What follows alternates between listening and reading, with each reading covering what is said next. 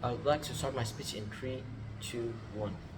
This house would abolish primary and middle school years that group children based on age and instead group them by competency and intelligence.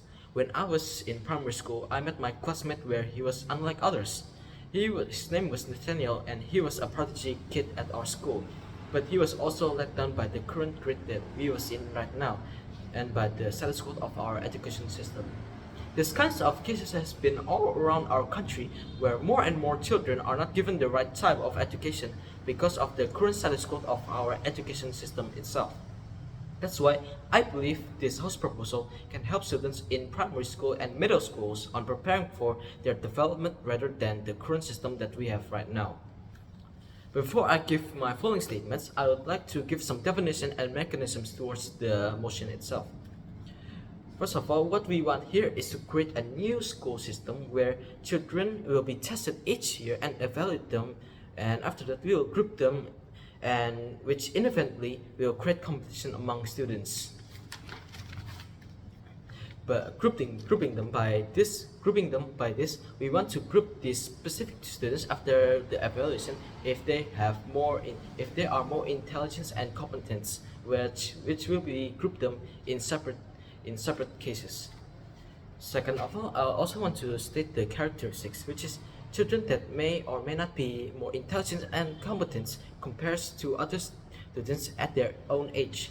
Second of all, why we don't want to apply this to, why do we only want to apply this and to, because of the abolished middle and preschool and not to apply this on high school. First of all, it's because we believe that children in both primary and middle schools are where they start the development on their interests and to help them learn on their general education itself.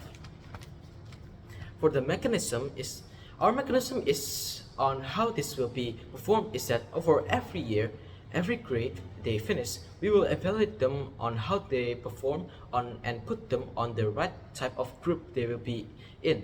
This system of evaluating that their performance will be repeated for every grade they will be in. We will evaluate every subject, which will not only determine if they pass to the next grade or not, but will determine on what group they are in.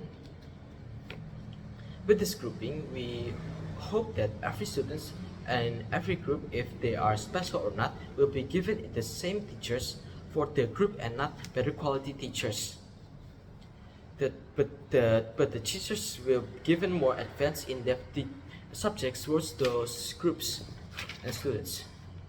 Why this is better for our education system as a whole and our educational system as a whole instead of the current system that we currently have. Well, the new system that we are proposing can help students that are being held back because of their current age, and especially in schools outside of our island of Java, like the island of Papua, where students there are being held back by the quality of their schools.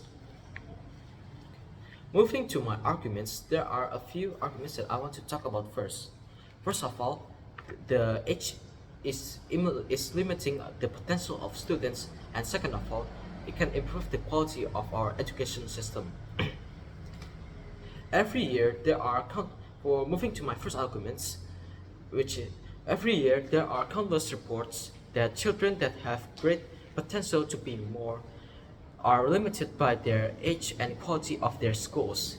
Take an example of the island of West Papua, where almost every school there are not as inherently good as ours in our island of Java, where children there have a lot of potential to gain more and to have more better education, but they are limited by the quality of their schools and the quality of their education, and most of all they're limited by their current age itself.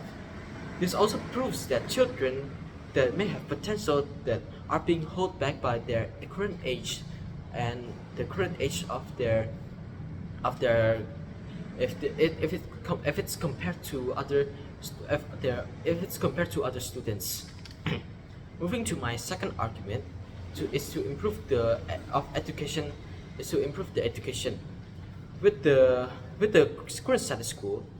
of our education systems, students are limited by their age, where with this, probably we hope that this can destroy the boundaries that students are currently having right now. None of the less, this can also create competition between students, but I want to define why this competition is inherently better than no than there are none.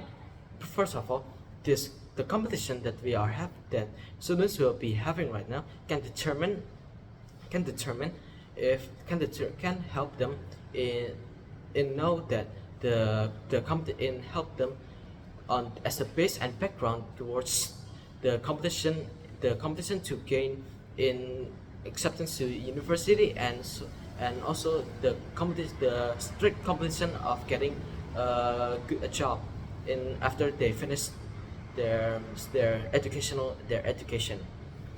And with this I believe that we hope that we hope that this proposal can help those students that are limited by their age to grow their potential, because and not limited by the current status quo of our education systems.